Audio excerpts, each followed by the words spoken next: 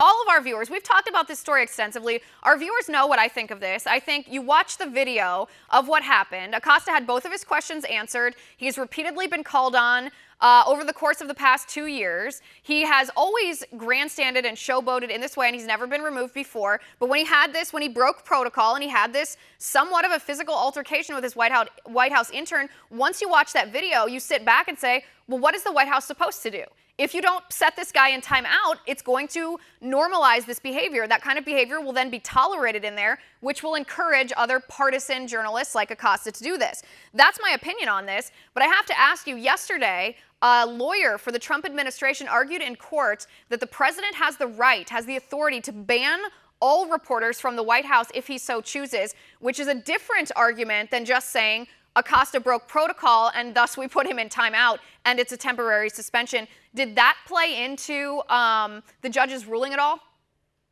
I think so, and I think it was an overgeneralized comment that the attorney for Trump really didn't have to go there, in my opinion, to make the best case. I mean, this was something that was very specific to this one individual.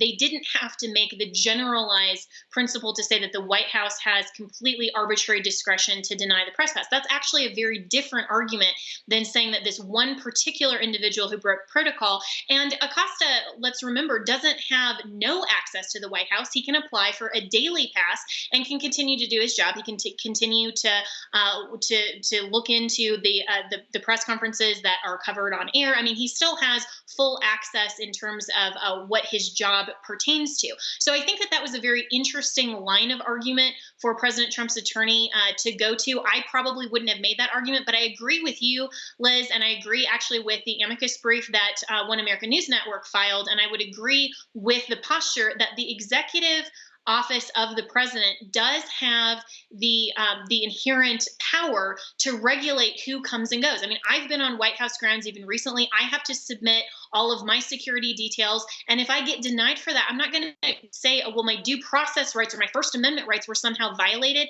That's absolutely ridiculous of CNN. And let's remember also that Acosta was not representing himself and his own First Amendment and due process rights. He was there representing CNN. CNN has not gotten all of their hard passes revoked. So that's also another interesting perspective on why the temporary restraining order somehow found some kind of irreparable harm and allowing him personally to go back on behalf of CNN. CNN has plenty of reporters. Put someone else in there instead of Acosta.